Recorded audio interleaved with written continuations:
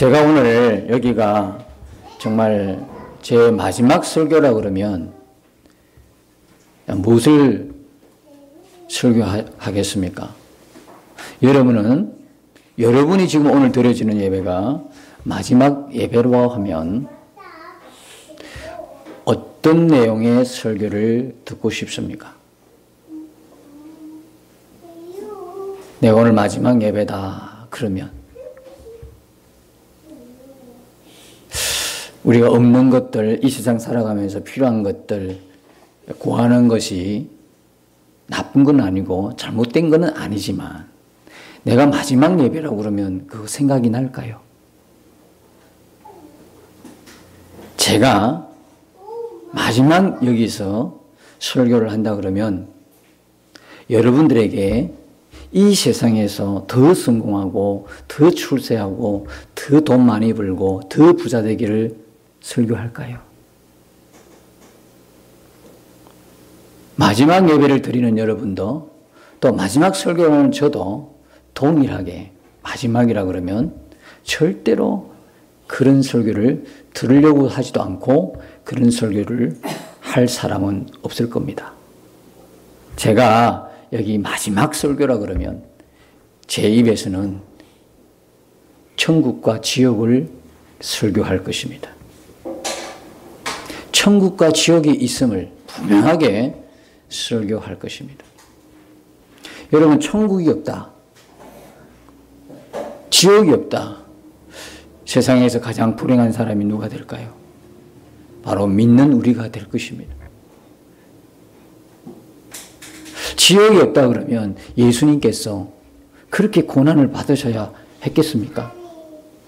예수님이 6시간 동안이나 물과 피를 흘리시면서, 제가 오늘 말씀드리는 것은 고난주간 동안에 얼마나 예수님이 비참하게 어떻게 돌아가셨나를 다 비참한 언어를 써서 묘사할 마음은 전혀 없습니다. 전혀 없습니다. 그리고 그런 영상을 보여주면서 해마다 고난주간에 예수님이 십자가에 못 박히시면서 피를 흘리시면서 누군가에게는 정말 경악할 만하고 누군가에는 보기가 끔찍한 그 장면을 계속 보여주면서 주님이 이렇게 고난당하셨다는 것을 보여줄 마음이 없습니다. 어떻게 그분이 돌아가셨나가 중요한 것이 아니라 누가 십자가에서 죽으셨는가, 그게 더 중요하기 때문에 그렇습니다. 6시간 동안 뿐만이겠습니까? 그분의 공생의 전체가 하나님으로서 우리가 그분을 믿는다 그러면 도무지 하나님으로서는 인간들에게 그런 대접을 받으면 안 되시죠. 그분이 이 땅에 온 자체가 뭐였습니까? 어쩌면 고난입니다. 이런 이야기와 같을 수가 있습니다. 이 비유는 조금 안 맞는 비유가 될 수 있습니다. 원래 가난했던 사람은 가난에 익숙해서 불편하지가 않습니다. 근데 원래 부자로 태어났습니다. 태어나고 보니까 아주 부자 집안에서 태어났어요. 그리고 아주 호사하면서 누리면서 살다가 중간에 인생의 격동을 만나서 가난에 처해졌단 말이죠. 원래 가난하게 자라서 가난한 삶을 살던 사람이 세상을 이겨나가는 것하고 원래 부자로 태어나서 부족함이 없이 살다가 중간에 어떤 인생의 파도로 인해서, 강풍으로 인해서 가난하게 되었다 그러면 누가 더 삶을 살아가기 훨씬 어렵고 힘들겠습니까? 그건 다 어렵겠지만, 그죠? 그런 가난한 삶을 살아보지 못한 사람이 아무래도 조금 더 어렵지 않겠습니까? 주님이 이 땅에 오신 거하고 그거는 비교가 안 되는 거예요. 그러므로 주님이 이 땅에 탄생했던 성탄절조차 주님으로 볼 때는 그것이 고난의 시작이었다는 거예요. 우리에게는 물론 가장 행복한 날이죠. 우리에게는 물론 정말 기쁘고 즐거운 날이 되겠죠. 주님의 성탄이요. 그런데 이 주님이 우리를 위해서 속죄의 어린 양으로 하나님이 우리의 구원을 위해서 보내주셨다는 것을 진짜로 믿어지면 성탄절이 숙연해지는 거예요. 근데 이 사실을 모르니까 성탄절이 기쁘고 즐거운 것이 되지요. 그래서 세상에는 광란의 밤이 시작이 되는 거죠. 그러나 진짜 믿음의 사람들은 그날이 오히려 경건하게 하나님 앞에서 감사하며 보내는 절기인 것처럼 이 고난주간에 주님이 얼마나 고난을 받으셨나, 그것도 묵상하는 것도 정말 중요하지만 왜 그렇게 주님이 오셔서 우리를 위해서 고난을 받으셔야만 했나. 6시간 동안 물과 피를 흘며 십자가에 그렇게 간단하게 그냥 십자가에 달려서 한 5분 만에, 길어도 1시간 만에 운명하셨으면 그것도 감사한 일인데 왜 6시간 동안, 그리고 그의 공생의 모든 기간 동안, 그리고 고난의 한 주간 동안 그렇게 고통과 고난을 받으시고 가셔야만 했던가. 그것은 우리에게 속죄함을 주시기 위함인 거예요.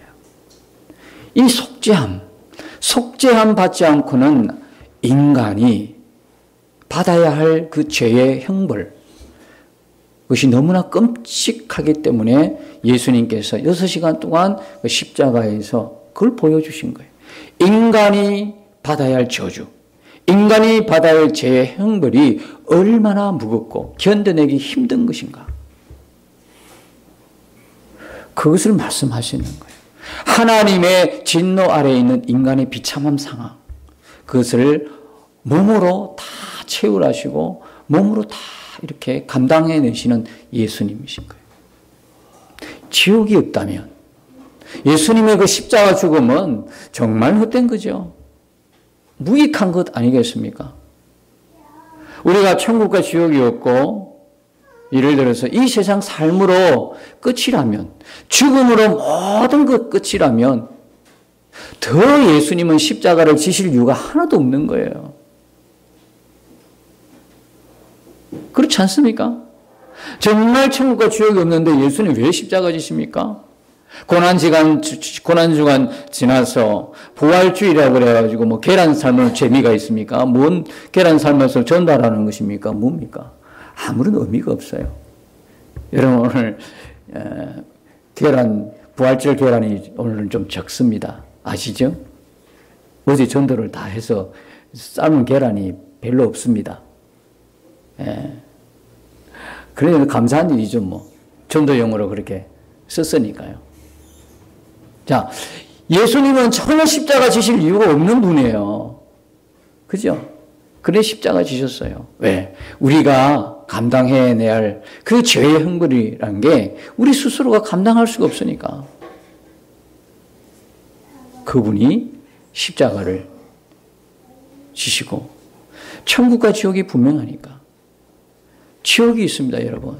지옥이 있어요. 우리가 여기서 끝이 아니라 지옥이 있다면. 여러분, 지옥이 분명한 걸 혹시 교리 정도로만, 그렇다 그러더라 정도로만 알고 계시는 분은 우리 이 자리에는 아무도 안 계시죠?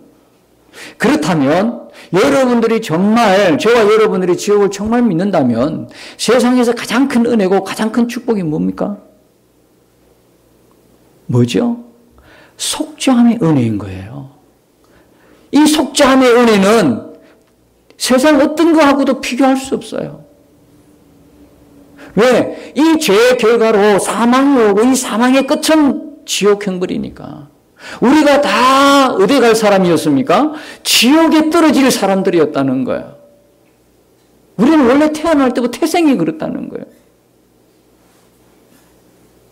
지금 이쁜 아이가 우리로서는 상상이 안 되는 거예요. 그죠? 태어날 때부터 인간은 뭡니까? 죄인으로 태어나는 거예요. 죄를 지어서 죄인이 아니라 죄인으로 태어났기 때문에 죄를 짓게 되는 거예요. 뭐로 알 수 있어요? 아이가 점점 자라나면서 어느 부모가 나쁜 짓 시키겠어요. 그저 부모가 입을 열면 착한 일을 해라, 좋은 일을 해라 시키지. 그런데 이 아이 도대체 가르쳐 주지도 않으면 나쁜 것을 자라나면서 저절로 습득하고 체득하고 그 훈련 안 해도 얼마나 익숙하게 하는지 여러분 잘 아시지 않습니까? 여러분 교회 오면 설교를 들으면 악한 일을 하라고 합니까? 주님의 뜻을 따라 순종하며 선한 일을 행해서 하나님 영광 돌리라고 합니까?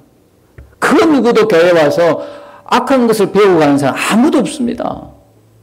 그런데 하나님의 말씀을 듣고도 우리가 살아가면서 어떤 모습으로 살아갑니까? 안 가르쳐줘도 우리가 원래 죄인으로 태어났다고 하는 뚜렷한 증거가 가르쳐주지 않은데도 익숙한 거예요. 어디예요? 죄 짓는 일에 너무 익숙한 거예요. 익숙할 뿐만 아니라 이제는 별로 큰 부담스럽지 않을 만큼 너무나 자기와 밀접해 있고 친근함을 느낄 만큼 그렇게 된 거예요. 그게 우리도 모르게 영적인 마비 현상이 오는 거예요.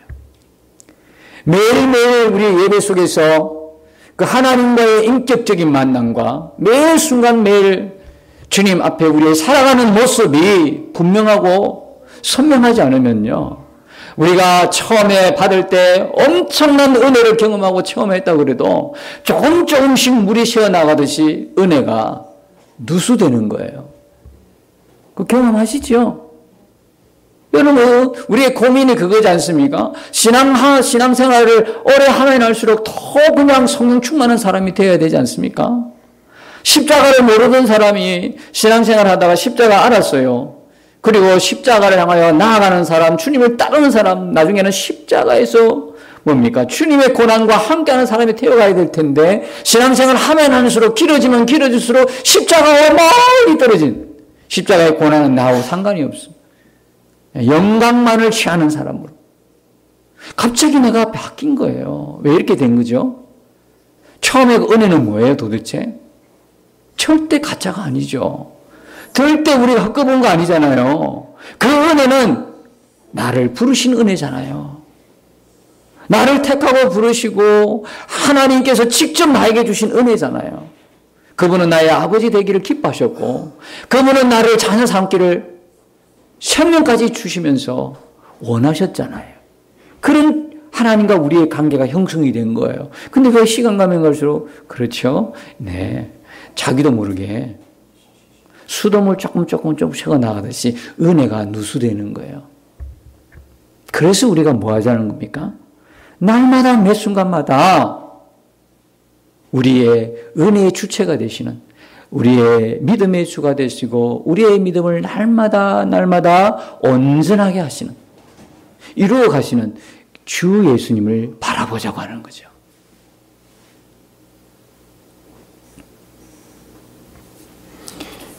십자가의 그 은혜, 십자가의 은혜, 그걸 알면요, 우리가 속죄함 받았다는 게 얼마나 큰 은혜요, 축복인지 몰라요. 지옥을 가지 않게 하신 그 속죄함의 은혜, 그걸 알면 진짜 더 주지 않아도 주님 감사합니다 이렇게 되는 거예요. 그렇지 않습니까? 이 속죄함의 은혜와 복이 얼마나 모든 인생에게 가장 큰 은혜와 축복이면 주님 한 분으로 충분한 거죠. 더 뭘 필요하겠습니까? 더 뭘 원하겠습니까? 근데 우리 주님은 참 기가 막히신 분이죠. 어떤 분이에요? 로마서 8장 34절에 보니까 죽으셨을 뿐만 아니라 다시 살아나신 그 주님이 어디 계세요? 하나님 보좌 우편에 계시고 우리를 위하여 간구하시냐니라. 기가 막힌 분 아니에요? 죽으셨다가 부활하시고 승천하시고 아버지 보좌 우편에 앉아 계시고 지금도 나를 위해서 생명 던진 것도 너무나 고마운데 나를 위해서 기도하시는 분이라는 거예요. 그러면 나 위해서 생명을 주시고 나 위해서 지금도 기도하시는 분이 내가 무엇이 필요한지 뭘 기도하고 싶은지 모르시겠어요?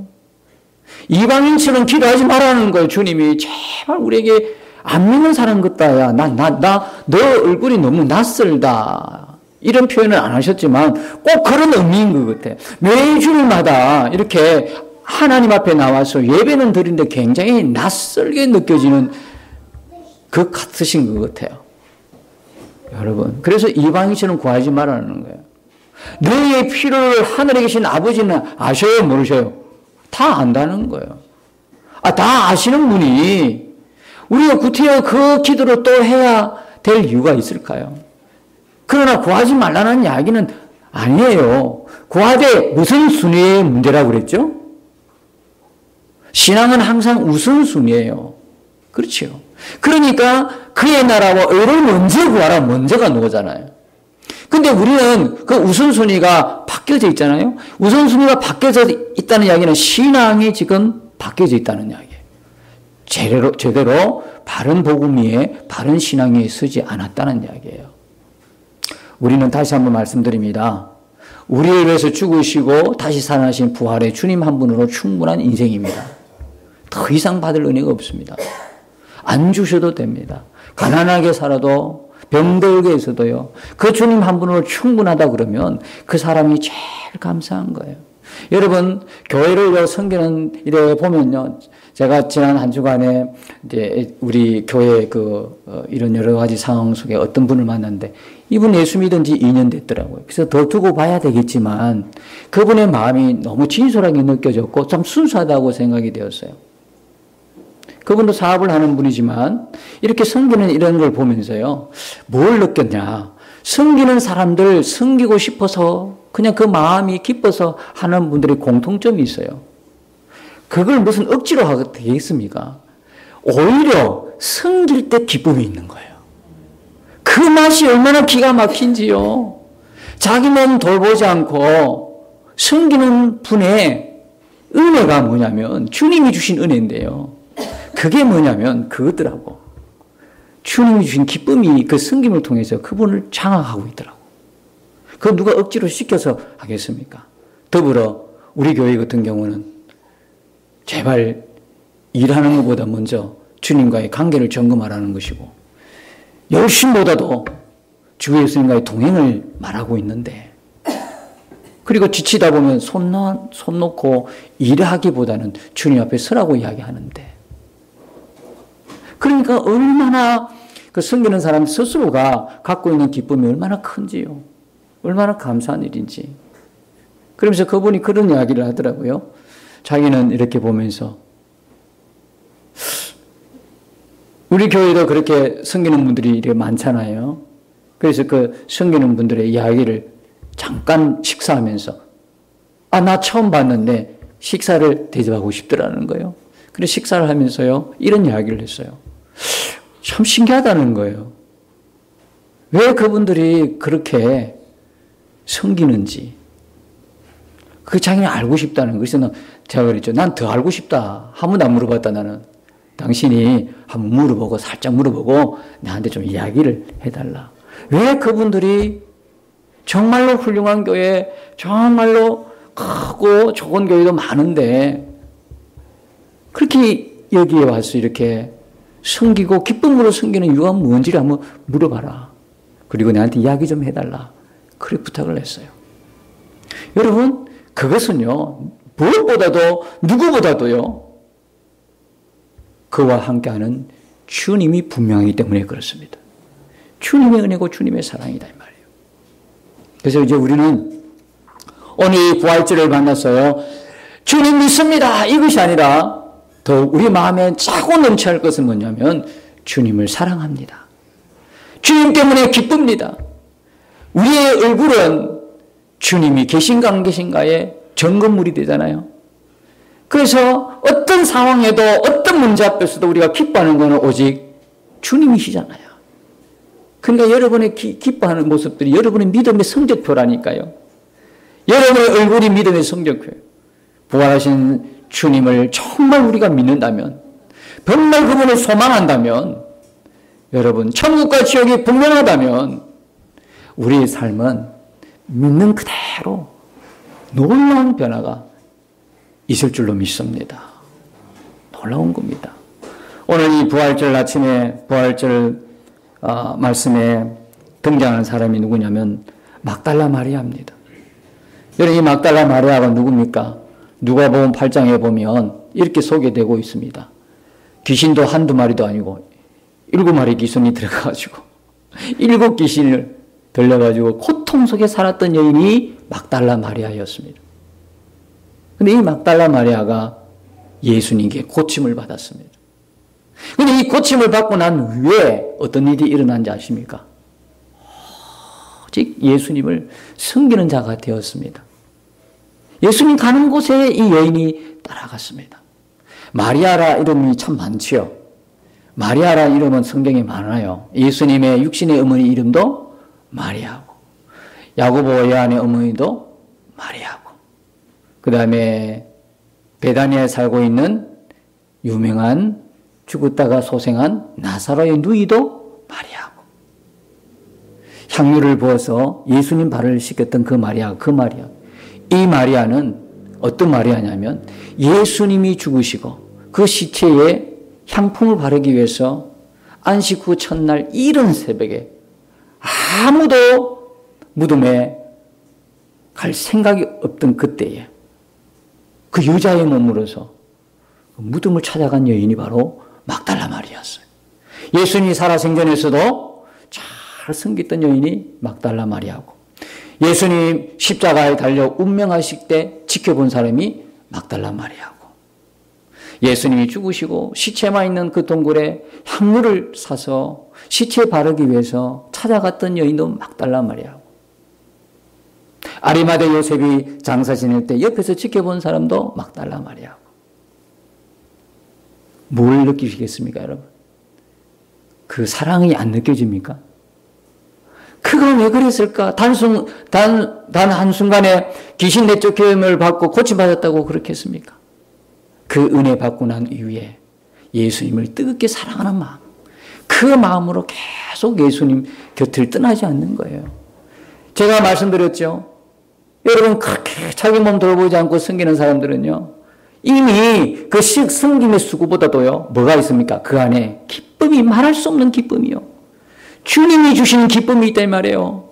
주님이 주시는 은혜가 그를 붙들고 있기 때문에 하지 말라고, 몸 좀 생각하고 하라고 해도 못 말리는 거예요. 그 기쁨으로 일하는 거예요. 막달라 마리아가 그랬어요. 물론 오늘 주제가 막달라 마리아가 주인공은 아니죠. 부활하신 예수 그리스도시죠. 이 막달라 마리아가 오늘 읽었던 요한복음 20장에 보면요, 기록을 깹니다. 어떤 기록을 깨는지 아십니까, 여러분? 예수님이 묻혔던 그 무덤이요, 어떤 무덤이었습니까? 예수님 부활하고 난 뒤에 빈 무덤이었어요. 이 빈 무덤 처음으로 발견한 사람이 누구냐면 또 막달라 마리아였어요. 이 빈 무덤을 제자들에게 처음으로 이야기했던 사람도 막달라 마리아였어요. 그리고 부활하신 예수님이 첫 번째 했던 말씀이 어떤 말씀인가 아십니까, 여러분? 오늘 읽었던 본문 속에 나옵니다. 그게 뭐냐면 15절에 있습니다. 예수께서 이르시되 여자여 어찌하여 울며 누구를 찾느냐. 이게 예수님, 부활하신 예수님의 첫 마디라니까요. 이 첫 마디를 누가 들었냐면 막달라 마리아가 들었어요. 그리고 부활하신 예수님을 처음 만난, 시체를 만나러 갔다가 부활하신 예수님을 처음 만난 막달라 마리아가 부활하신 예수님을 첫 번째 전가하는 정인이 된 사람이 누구냐면 막달라 마리아였어요. 기록을 깨기 시작하는 거예요. 첫 번째 기록을 다 깨버렸어요. 첫 번째 기록을 여자가 다 깼어요. 이 막달라 마리아가.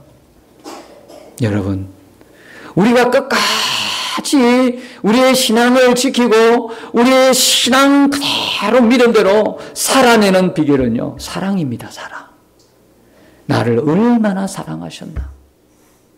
그 사랑 앞에 나 또한 주님을 얼마나 사랑하는가. 왜? 주님은 살아계신 분이기 때문에 그렇습니다. 여러분, 살아있는 자를 어떻게 죽은 자로 우리가 취급하겠습니까? 죽었다가 살아난 그분을 죽은 자에서 어떻게 찾습니까? 말씀하셨습니까? 어찌 울고 있느냐? 여자여 어찌하여 울며 누구를 찾느냐? 이건 막달라 마리아에게만 이야기한 겁니까? 오늘 우리에게 이야기하지 않습니까? 또 이들이 하나님을 믿는다고 그러고 예수님 부활했다고 그렇게 찬양하며 기쁨으로 그러는데 진짜 부활하신 예수를 믿냐? 너희들이 천국과 지옥을 진짜 믿냐? 이 성경이 하나님의 말씀인 걸 진짜 믿냐? 근데 왜 어찌 울며 누굴 찾고 있냐? 끝없이 찾고 헤매는 인생. 끝없이 막막한 인생길 앞에 울고 있는 우리 인생 앞에 주님은 말씀하시는 거예요. 이건 막달라 마리아에게만 말씀하시는 것이 아니라 우리 모든 인생 앞에 지금 주님은 질문하고 있어요. 너는 지금 무슨 문제로 울고 있고 뭘 찾고 있느냐? 누구를 찾고 있느냐?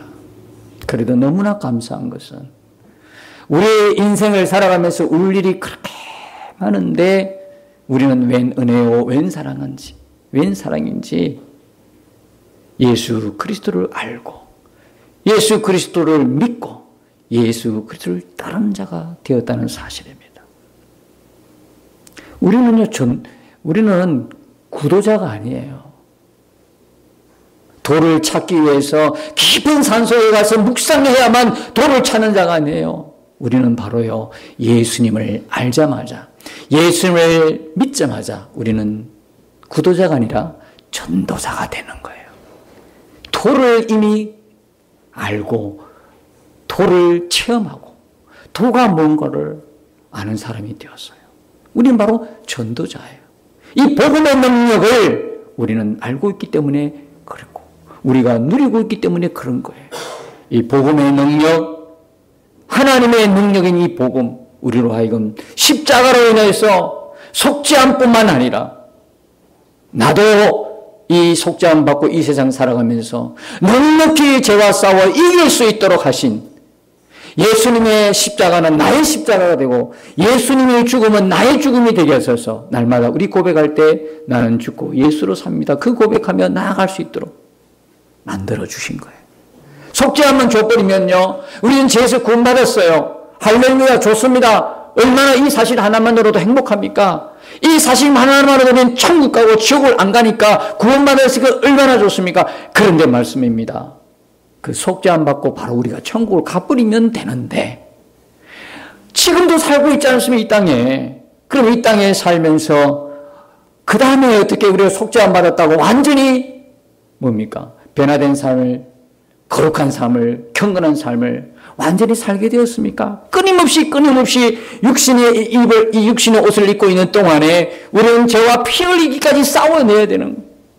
이 세상 사는 동안에 주님의 길을 따르며 고난을 묵묵히 감수하면서 주님과 함께 동행하며 이 세상의 신이, 이 세상의 유혹, 이 세상의 죄악을 이기고 주님을 따라가는 자가 될 수밖에 없었던 이야기는 속죄함뿐만 아니라 나도 죽은 십자가였기 때문에 그런 거예요. 나도 죽은 거예요, 여러분. 여러분, 나도 죽었음이 분명하지 않으면 어떻게 부활을 맞이할 수 있습니까? 우리가 어떻게 새 생명으로 거듭날 수 있습니까? 여러분이 예수 믿은 것은 속죄함뿐만 아니라 그 십자가가 나의 십자가이기 때문에 그런 것입니다. 옛날에 죄를 지으면 어떻게 했습니까? 속죄 제물을 가져와서 누가 죽입니까? 죄 지은 사람이 죽이잖아요. 예수님을 누가 죽였습니까? 빌라다가 죽였습니까? 가룟유다가 죽였습니까? 아니요. 예수님 누구를 위해서 죽었습니까? 나를 위해서 죽었다고 여러분 고백하시지 않습니까? 나를 위해서 죽었다 그러면 예수님을 죽인 사람은 바로 나인 거죠. 네? 내가 예수님을 죽인 거예요. 그래야만 예수님의 십자가는 나를 살리는 생명의 십자가입니다. 예수님의 십자가는 내 죄가 죽은 자리고 나도 죽은 자리예요. 나도 죽은 그 십자가 붙들고 있을 때 부활의 새아침, 부활의 소망, 부활의 영광을 우리가 기쁨으로 만날 수 있는 거예요. 여러분, 주님을 사랑하되 뜨겁게 사랑하시기를 축복합니다. 주 예수님이 우리 안에 오신 것을 여러분이 믿으시고 그 예수님과 날마다 행복한 동행을 이루어 가시기를 축복합니다. 부활하신 주님, 매년 부활절을 만나면서 그 부활하신 주님만 찬양하지 말고 이미 내 안에 오신 그 주님께 분명한 눈을 열기를 갈망하시기 바랍니다. 날마다 부활의 소망으로 살아간다면 여러분이 당한 고난, 여러분의 인생 파도처럼 밀려오는 광야, 광풍 속에서도 여러분 무엇이 두렵습니까? 무엇을 염려하십니까? 무엇을 걱정하십니까? 사업이 실패하고 인생이 무너져도 여러분, 우리가 부활의 소망, 천국이 분명하다면 우리에게는 눈물이 아니라 그런 눈물 가운데서도 여러분 기뻐하고 감사할 수 있는 것입니다. 어찌하여 울고 있느냐? 누구를 찾고 있느냐? 이 질문은 부활의 아침 우리에게 주신 주님의 질문인 것입니다. 여러분 어떻게 대답하시겠습니까? 뭐라고 여러분이 답변하시겠습니까? 예, 주님. 저는 부활의 주님, 오직 주님 한 분으로 충분합니다. 주님이면 다입니다. 주님, 이제는 항상 기뻐하고 범사에 감사하며 쉬지 말고 주님과 교제하는 기도와 말씀으로 주님과 동행하겠습니다. 저와 여러분의 결단이 되시고 고백이 되시기를 예수님 이름으로 축복합니다.